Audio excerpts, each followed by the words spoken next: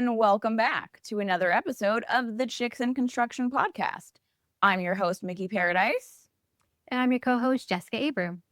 And today we have a delightful well, I don't know if delightful is the right word. We have a homeowner horror story for you that is relevant. That's the better word. Relevant, because it's storm season.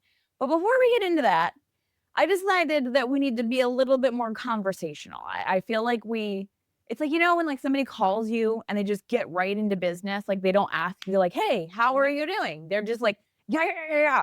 I'm kind of that person. I've actually like had people like they answer the phone and I just start talking and they're like, hello, Mikki, how are you? And I'm like, oh, I'm good. How are you? And then like they say the thing and then I'm like, okay, no. Like, so I realized like I was watching some of the podcasts and I was like, man, we just jump into the content and it doesn't give our amazing audience any opportunity to get to know the personalities of their co-hosts. You're driving, we're your co-pilots. You're listening to us, hopefully like on an airplane going somewhere fun. We're going with you. So it's like you should get to know us. So I'm gonna try to work it. I'm trying to be better about not just jumping into the content, doing a little chitty chat, if you will. So we're gonna do a little chitty chat. So, Jess, how was your week? What's the scoop? My week was good. I got to go to Entrepreneurs Ignite. They had a learning day. They are a company that helps businesses that are at $250,000 a year get to $1 million in revenue a year. So it was really great being in a room with people who are doing that. And the speakers were just amazing because they have companies that they have started and sold for millions of dollars and just are starting again. Oh, and wow. They're already up. And it's just like inspiring, motivating. And then they gave us real actionable things to do. Oh, I love which that. Is amazing. I love when a conference or a learning day or anything that you go to, it's like, Gives you action steps. what do you need to do? And you wrote it there. Okay. You wrote it down while you were there. What are you going to do? So now you have like your roadmap. Oh, like, I love that. We're ready. We're I ready. do love that. And no, I think that we always jump into the content. Why? Because neither one of us really enjoy small talk.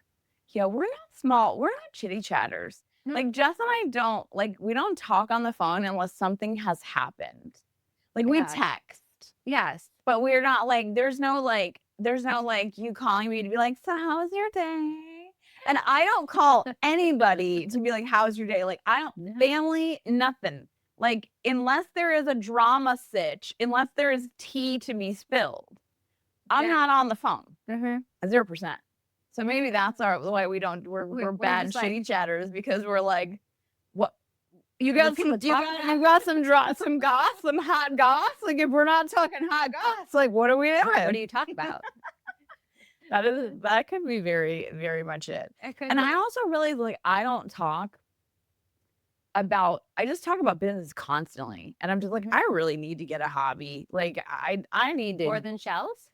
Well, I mean, but here's the thing. Nobody wants to talk about seashells with me because it's a little weird. And like when people they're like, so like there's like 5 questions that you can ask about the seashells and then they're done. Like they're like, okay. Right, good talk. Yeah, they're like, great. Now I know that about you. If you didn't know, I'm I would say obsessive is very cute. Is a word that some would use about my seashell collecting, but it's not just collecting, it's hunting. I'm a hunter.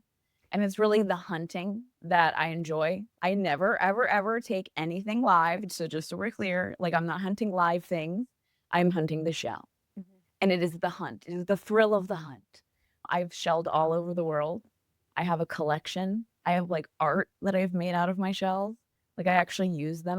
They're just on like in like shoe boxes. That always drives me crazy. When people are like, oh, I've got shoe boxes full of seashells. And I'm like, display those shells. Put them shells out for everybody to see. People don't understand. Like, this is a problem. It's a problem. I have like this little bowl on my desk of shells that like when I'm having a moment, like somebody has made me very mad, I will just pick up some of the shells and just like roll them around. It's Like, like distresses my you. literal happy place. Like it's a thing. So when people tell me they have like, oh yeah, I've got shoe boxes full of shells, I'm like, that's a sin. That's a sin. How dare you disrespect that shell? So like I get so into it. Like knowing all the names, like knowing what every like this type, like there's this type, there's that type, where in the on the globe this hails from. It is nuts. But again, like, there's 5 questions you can ask about that. I literally watch a virtual shell lady. She posts a video every Sunday of her just going. She lives in South Florida. Okay. She just goes to the beach and she shells. And I'm a Patreon. I pay her money every month. To go look for shells. Yes, to watch her go look for shells because we don't live near a beach that has shells like that. So it's a problem. I've just learned something. Yeah. I'm not sure how I feel about We it. all did. We all did. Like it is a thing. But listen, I'm not alone because she just quit her full-time job to do this full-time, to do shelling on YouTube Full time. full-time. It's SFW Shell Life. My girl Charmin, or is it Charmaine? I don't. I'm not sure if it's Charlene or Charmin, but she be out here in these streets making the best shell videos that there are. She's like, literally quit her job and is making full-time YouTube money Shelling. shelling. I'm like, there's I'm going to quit my job and go somewhere where there's lots of shells. dude. I'm telling you, she did it, and I'm like, I'm a little jealous because that's my dream. Mhm. But it also gives me hope. That could be me one day. That can be you. I In can- retirement Like when I'm done messing around with drywall, and being a boss. I'm coming for you. I'm coming for you, Shells. I'm coming for your YouTube channel. Hopefully there's enough crazy people left that will watch it. I don't know. Who But knows? now. So Crazy. now you know something about me you didn't know before. Yeah. I am obsessed with seashells. I literally go on vacations in order to go on those find those seashells. Crazy. So, another thing that happened to me this week that I feel like I just need to discuss this because it's course. wild to me. So, when we started the podcast, I had already had a website for the Chicks in Construction, but it was like a networking thing. And I got a couple quotes from different people to update it to the podcast, and they were freaking outrageous, especially in the day and age where like AI can essentially just build your website. Yeah. Or like you These- can watch a YouTube video and figure Right. Kinda. Like, not that I would want to do this. I'm like, listen, who has time for this? Nobody. But if ChatGPT or whatever the latest AI can like whip me up a website real quick, We're going to do that. you should not be coming out and even like tens of thousands of dollars to like revamp a website. Mhm. So it was one of those moments where like if anybody who has LinkedIn knows that you get so bombarded with ads in LinkedIn all that it is just like, I did not ask for this.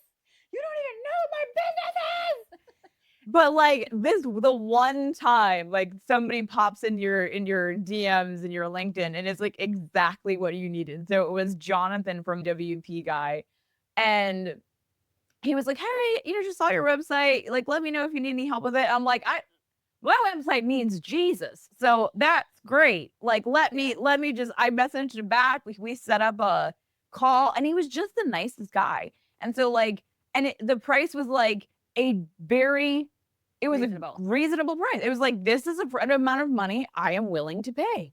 So we hired him for the Chicks in Construction website.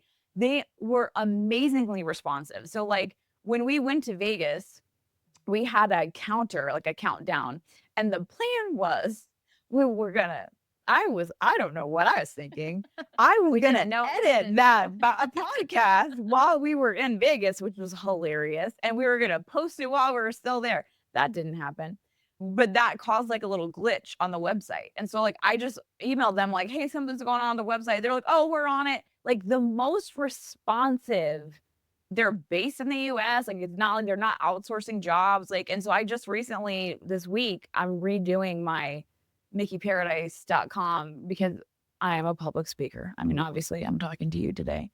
And so we're redoing the website. So I had this like really great meeting with them, and they just were so insightful about like the content needed for the website. And it wasn't just like, oh, this, that, and the generic stuff. They're like, this is what will drive people to like click, you know, yeah. And it was so good. And I was just like, how do you guys even know this? Like, none of them are public speakers, but like, they were on it. So I am definitely, they are one of our, we have a partnership with them. They are definitely people that I cannot recommend high enough. I've worked with them now on many occasions, and they're straight up a 10 out of 10. And they help me find problems to things that don't even have anything to do with them. Like, I'm like, I want to develop an app. He's like, I got a guy for that. So like, we're gonna put it in the link, the description below. I believe I have a discount. It's Mikki 10, which is MIKKI 10, but it might be Mikki P10. So we're gonna put it down below. But if you have a call with him and end up buying services, you can get 10% off. So that's nice for you. But also, they're amazing, and you will be very glad that you went and had a moment with them. So you're welcome. Fabulous. So with that being said, shall we get into our homeowner horror story? We have a doozy. We have a doozy. It's a doozy. And I will say, this will make your little heart so happy. They do want to be anonymous. Great. Thank you for checking anonymous. Because no matter what, just will make you anonymous. Just in case. So this one is coming to us from North Carolina. That's all we'll say. Okay. So here is their horror stories. And they write it like just like a little story. Like, let me start off. Just read it, because they really wrote it very well. You about an absolute nightmare we went through last year with our roof. I'm sharing this because if it helps even one person avoid what we went through, it's worth it. So like, they're nice. And they get it. They understand the purpose of the homeowner horror stories. Yeah. They're like, if just one person doesn't make this mistake, this is why we're doing this, folks. This is the reason. Says it started early spring, right after those really bad thunderstorms that we seem to get every year now. My wife noticed a brown water stain forming in the ceiling of our guest room. I didn't think much of it at first. We figured it was just a small leak. I went up to the attic with a flashlight. Always fun to be in the attic. Oh, God, with a flashlight. And sure enough, there was a little puddle forming on the top of the insulation. No gaping hole, nothing obviously major, just a slow drip. It didn't seem urgent. If I saw a puddle in my attic, I think that's the thing. That's the difference between men and women. Like, I think my husband's the same way. He's like, oh, I'll be fine. I'm like, you better call somebody right now. Yeah. Like, and like, if there is a water intrusion in this house, sir, that's an emergency. But like, we have this house that he let it get, I felt way out of control, but I was like, you know what, that's your house, so I'm not gonna say nothing about it. But when he had to fix it, I'm just saying, it didn't have to be that hard. It didn't have to. No. So I'm like, did you go down and tell your wife like there was a drip? Right, like, because she had given you some feedback on that, or were you just like, I got it, it's not a big deal? Either way, anonymous, we're not judging you. We're not judging you. This is not your fault. No, this is not your fault.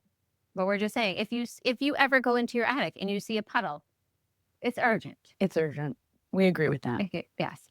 I thought I'd be smart. First problem. And try to handle it quickly. There we go. Problem. And affordably. Third problem. Oh, yeah. Yeah. Affordably. Instead of calling one of the big roofing companies, I looked on Facebook Marketplace. Fifth problem. I don't know what number we're on. Probably my biggest mistake right there. So he understands. Yeah, he knows where he went wrong. Facebook Marketplace. I saw a listing that said, experienced roofer, affordable repairs with 20 years in the business. Free estimates. The pictures looked legit. There was a logo on the truck, and a few people had commented on the post saying they hired him and were happy. It's the logo on the truck for me. Like, that's your level of like, oh, they're legit. They put a sticker on the truck. I don't know. I think for some people it really is like, oh, okay, well, they drive around with their logo on their truck. They must be proud of themselves.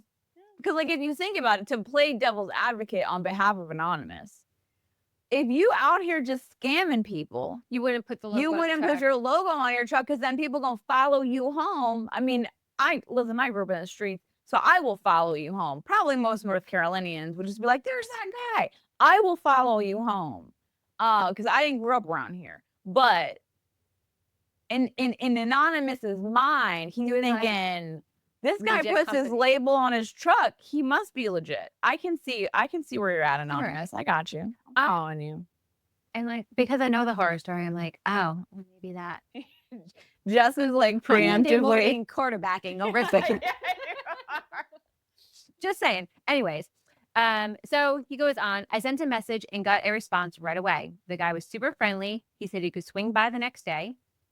He showed up when he said he would, climbed up onto the roof, and told me a few shingles had blown off near the back, and the flashing by the chimney was starting to peel up. Said it was a pretty easy fix and gave me a quote for $1,800. I asked when he could get started, and he said he just needed a deposit to buy materials and could start within a few days. He asked for 50% upfront. Who you guys know how I feel about deposits? All right. So normally I would have been more cautious, but I was trying to save time and money. I figured $900 was reasonable for a deposit. I paid him through Venmo. That was the last time I saw him. So paying through Venmo. Can we just chat about that? Yeah, let's talk about it. Should homeowners ever pay a contractor a deposit through Venmo? I kind of feel like no. I would feel, because I don't listen. I'm not gonna say I don't know as much about the Venmo platform as I do about PayPal. It's different. Way different. From what I've gleaned. But I feel like anytime you're paying something, like I will say it's a little sus when, like, if somebody can't take credit cards. Construction is a little weird like that. We're very slow to adapt technology. So like people are just now starting to take credit cards. Like my material suppliers will have none of that. They're like, no, ma'am, you can do it. You can wire money from your checking account, because I'm trying to get them points to get to Mora Mora, and they don't care because they don't want to pay the credit card processing fee. They don't care about my dreams and aspirations to get to Bora Bora for free in first class. They don't care, but I digress. So construction can be a little slow on the uptake when it comes to technology. So it's not like a major red flag when somebody that can't take credit cards. But I would say Venmo is a red flag. Like I would feel way more comfortable with a platform that you can request a refund. So like if you out here in these streets being wild on Facebook Marketplace, I'm gonna name this roofer Doug. Doug shows up. He's a nice guy. Offer to PayPal him at the very least. At the very least, we're PayPaling him, because you can always reach out to PayPal and be like, "Homeboy, scammed." But you have to make sure that you put it in as a service. Oh, there you go. Not as a family and friends. I got a story about that whispering today.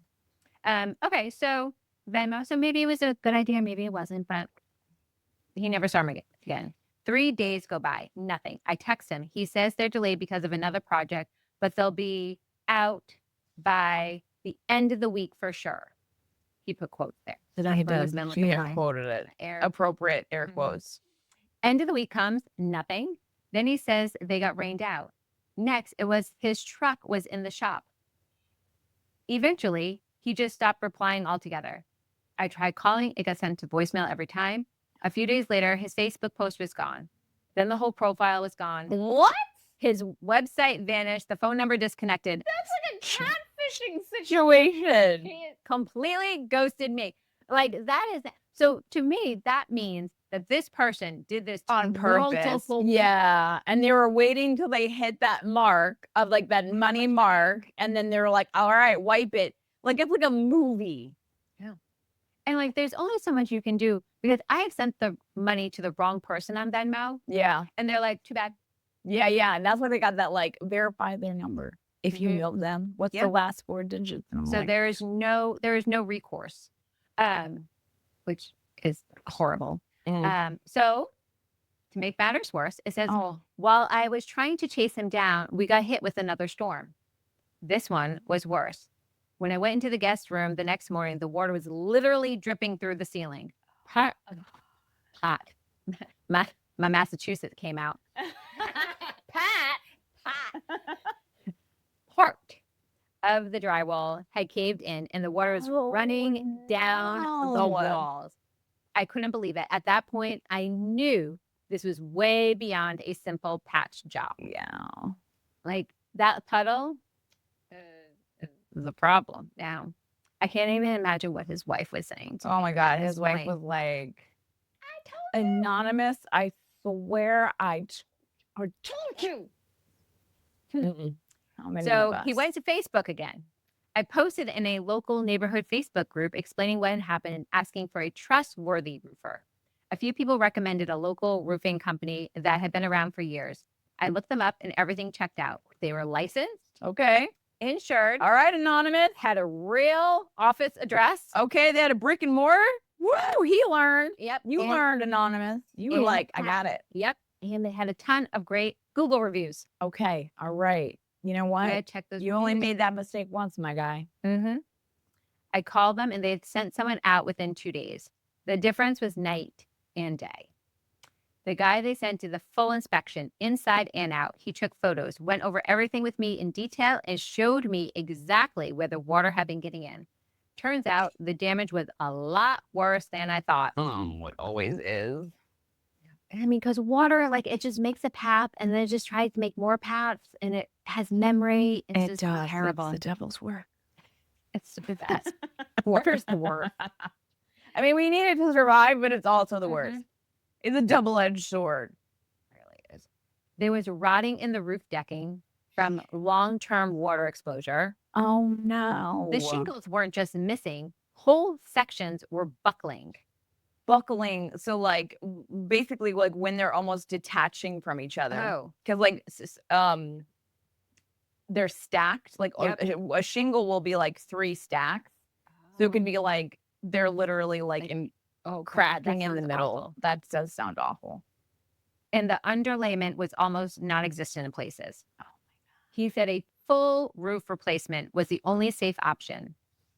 The quote they gave me, hold your breath, was $17,600. Oh. I nearly choked. That didn't even include fixing the drywall and mildew to the tune of another $2,300. Because you have to get that fixed you correctly. Have to. You cannot skimp.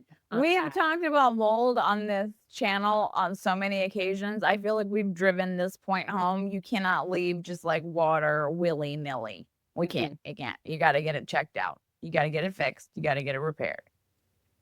At this point, I called my homeowner's insurance company. I explained the situation, asked for help covering the damage, which is damage. So, you call the insurance company and see what they're going to say.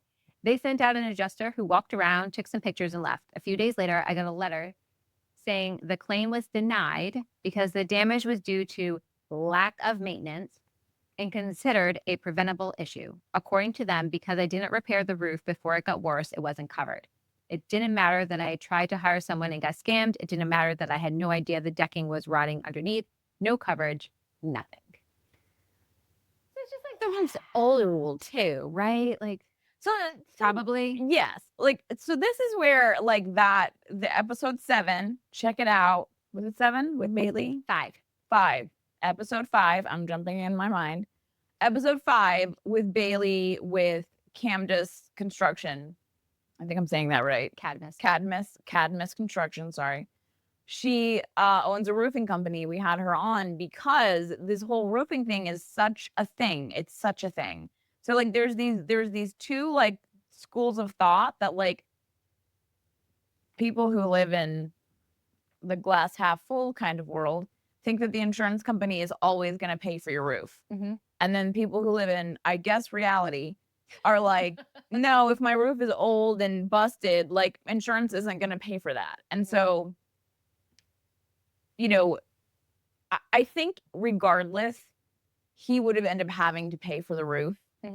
Um, because like unless if he had called a legit roofing company out there, because remember what Bailey said, she never like almost never recommends a repair. So like unless it's a brand new roof and it's just something that happened, because she was talking about how repairs actually affect the warranty of the roof, they affect like the integrity of the roof. So like unless it's a brand new roof and it's like a legitimate repair, like she will never recommend a repair. She'll always recommend a replacement. And if it's something that can, like, if there is storm damage and there's these things that you can find that this is related to the storm, she will try her hardest to get that run through your insurance company. But I think that's where, homeowners go one way or the other. So they either like let the roofer company do everything and aren't involved at all with their insurance, or they go rogue and they go out on their own. And so in this guy's case, he anonymous was feeling it and he calls his insurance company, is like, let me tell you what happened. And here's what we learned in episode 1, because the homeowners there did the same thing. They called their insurance company. And there is certain language, I did not know this until that episode. I actually talked to a public adjuster. There are certain language that you use that will automatically get you denied. So I don't know what all the language is, but it's like secret code. It's like Harry Potter style. And if you use this certain language with your insurance company, like it gives them the leverage to deny your claim. So that's why like representing yourself, unless you know a lot about the industry, don't call your insurance company. Like have that roofing company call the insurance company. And what I actually did write back to Anonymous and thanked them for sending in their story, and also suggested, I was like, I hope this never happens to you, obviously, again. But in the future, you could have reached out to a public adjuster. And so that was something that we learned from the first episode, because they called their insurance company willy-nilly. They're like, we got this. Used the wrong words. The insurance company immediately denied the claim. And then they hired a public adjuster who came back in and was like, nice try. According to, because what a public adjuster does is they go through your actual policy and they hold your insurance company accountable. Like, listen, it would be great if every insurance company just did what they were supposed to do. But the reality is, like, they get bonuses based on not paying claims. It's the same thing as health insurance. So, like, as much as like Jake from State Farm is on your side, not so much. So a public adjuster is somebody who comes in and is literally trained in like the language of your policy, and will go through every single page of your policy and get everything that insurance company that you have been paying on your insurance to cover, the situation that you're in. Now, not every roof replacement is covered. Like and unfortunately, I'm so sorry to tell all of you this. It's not. Like, I think we've talked about this before. When I bought this house, the home inspector was like, you probably got 6 years left on your roof. Did I stretch it to 11 years? I sure did. But, when I had to replace my roof, I didn't even think to call my insurance company because I knew it was just an old roof. So we just replace the roof. You take the hit. That's just kind of the unfortunate part of being a homeowner. But you just got a budget for it. Yeah. And that's like, you're like your rainy day fund. I'm like, let me check my Acorns account, see what I got in there. I've been rounding up all my transactions. The roof money in there yet?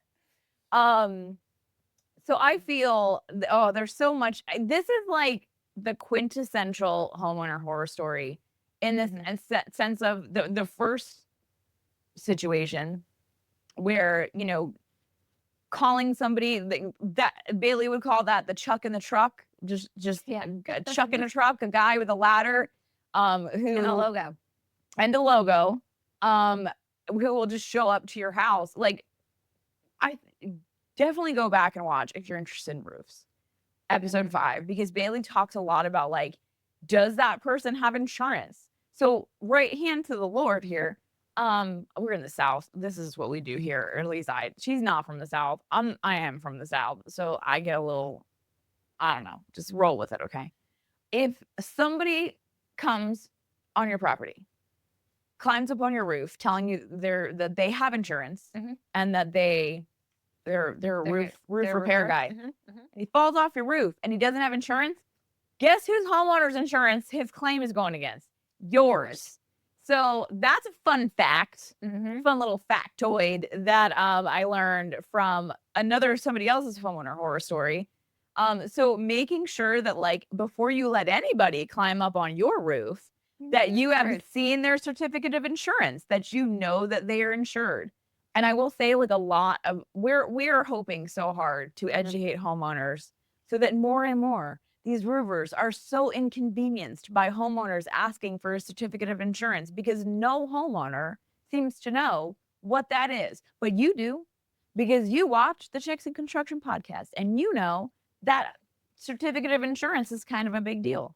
So that's one of the pieces. Like, do they have the insurance? Do they have the equipment? Do they have the personal protection?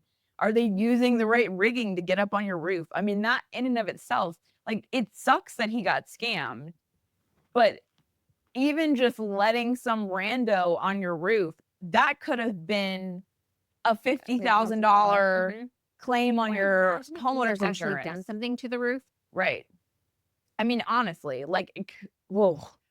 I mean, maybe he did. Maybe that's why it ended up being so I bad. wondered. I was thinking about that because I was like, for it to go from like a small hole to like the drywall was caving in. Stepped on. I wonder if Dennis made it worse. I just made that up. Or whatever. Doug, something, somebody. We're gonna give him a name. Rude. Yeah, so they ended up. They're just like out $20K. Yep. So now I was out over $20,000, completely out of pocket, and living in a house that smelled like wet drywall and mildew. We ended up staying at a hotel for several nights during the worst of it because the smell is so strong it gave my wife headaches. Oh, that leads back to all these mold talks we've been having, y'all.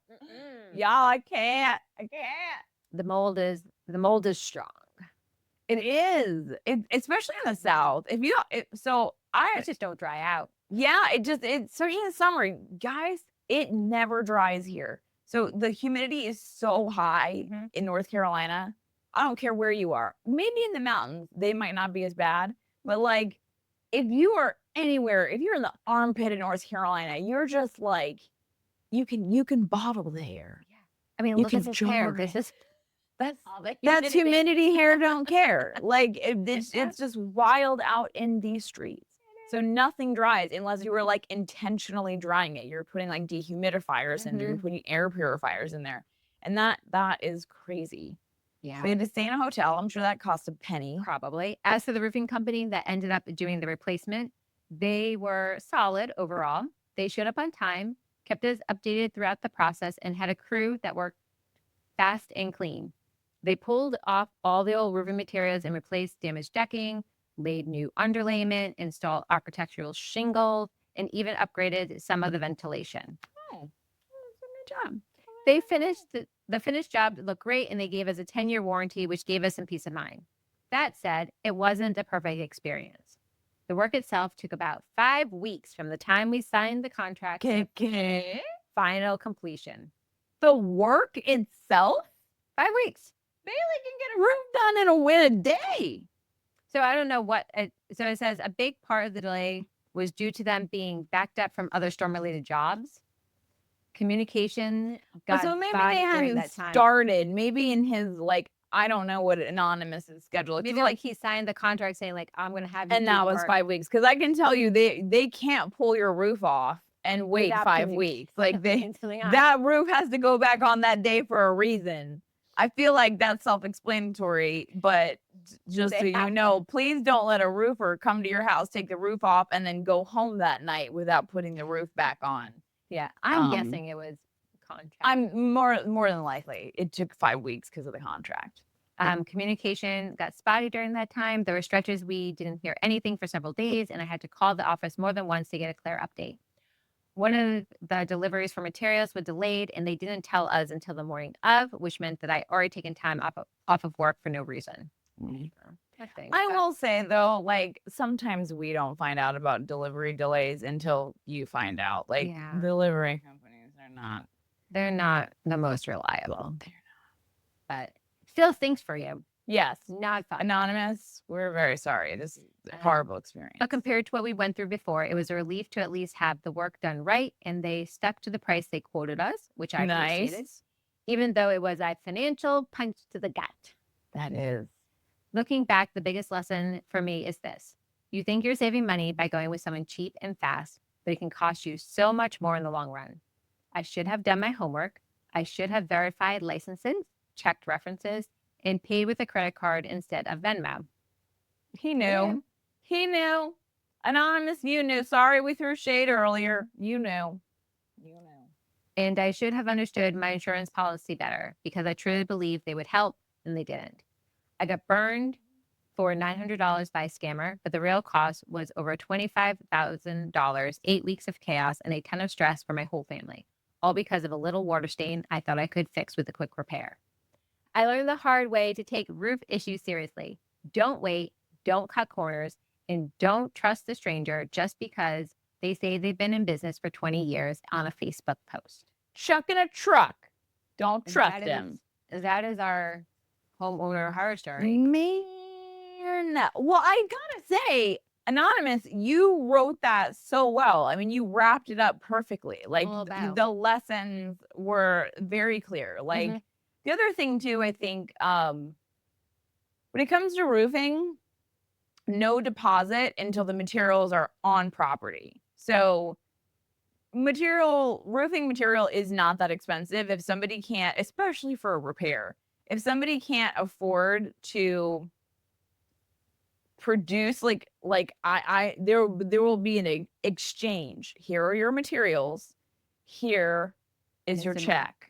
Like that's how the exchange of a deposit for a roof should go. Because like they'll end up paying like for it all on the same day, right? Because if the materials are there, chances are they're going to be taking up your roof, right? Yeah. Maybe it's like a day. I know. Well, it could be a delay because I think what Bailey was saying was like they'll deliver in like a day or two will go by and they'll start. Okay. So yes, it depends on how busy, but that's the whole thing. When you get that deposit, when you give them the deposit, when you get the materials, then at the end of the day, if Chuck in the truck never shows back up, at least you have the materials. And so that's where deposits are tricky. They're tricky. They're a tricky thing to navigate. Like I think the more we're like talking to people and talking to different trades and it's like we can see on some sides, like on some trade sides, like why they need to request a deposit. Like we're gonna have an episode where a Molder mediation company kind of explains their deposit process.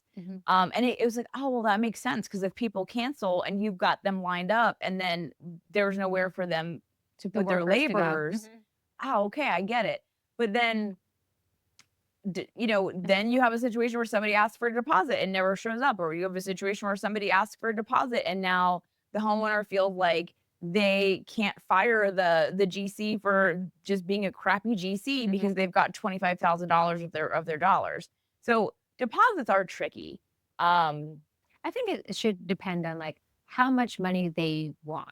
Right. So like if it's a $10,000 job, they shouldn't want half of it. Yeah. Right? I just think like if you don't have the finances, and things are like I've explained this before. When I did a kitchen remodel, the kitchen cabinets were $16,000.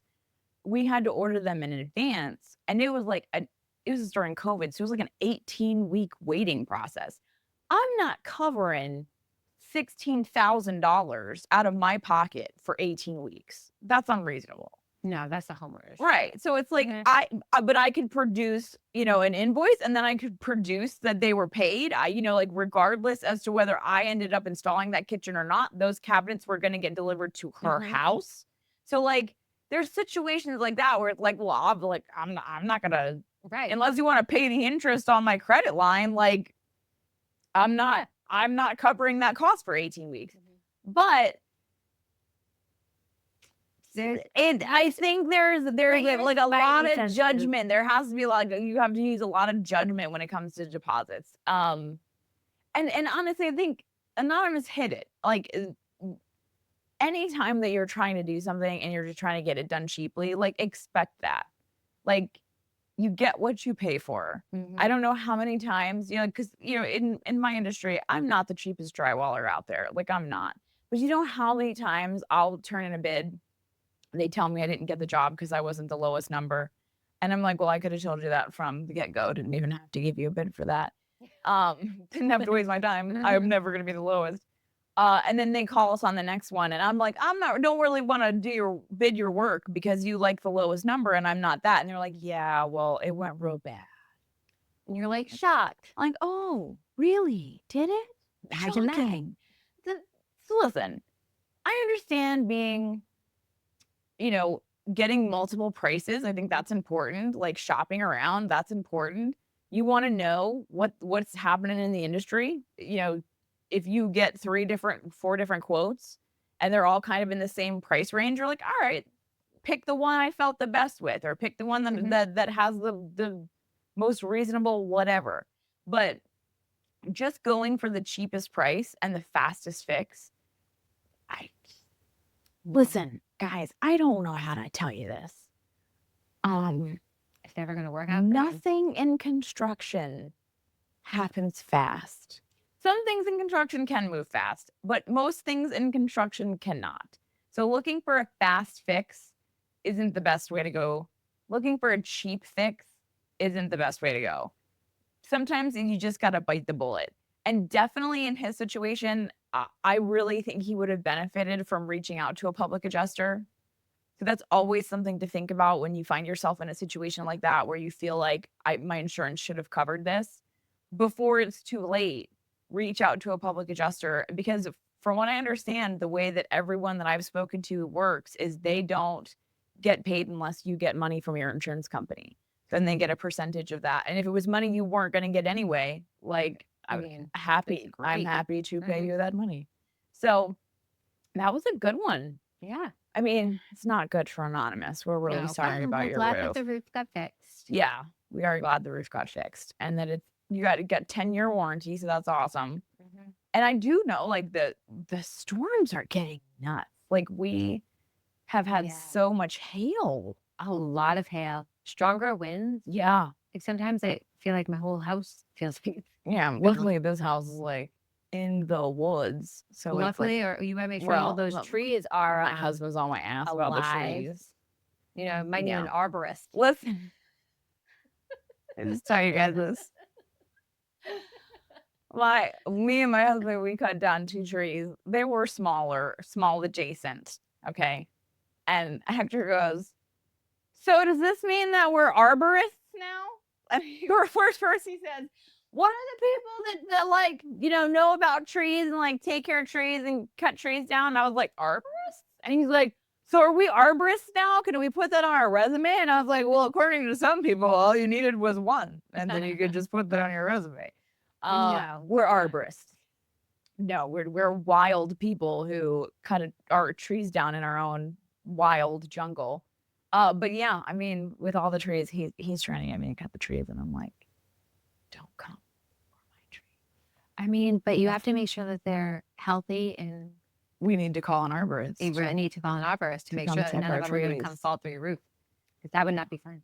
That wouldn't be covered by my insurance, though. Maybe? I don't know. Maybe not, because now I have video evidence that I didn't want to cut my trees down. Look at me telling on myself. Well, before I tell on myself anymore, let's get to the end where we tell you to follow us on all the socials. So we're on LinkedIn, Facebook, Instagram, obviously here on the YouTube. Please like and subscribe. We definitely have the most awesome website, chicksandconstruction.com. Obviously, we talked about in the beginning. It's an awesome website. Check it out. go submit your own homeowner horror stories if you have some. Yes, there's a little form where you can submit it and you can click that you want to remain anonymous. But even if you don't, Jess is will. going to change your name out of excessive amounts of just mom paranoia for you. So she is on it. So yeah, like and subscribe, and then we will see you guys in the next one. Bye. Bye.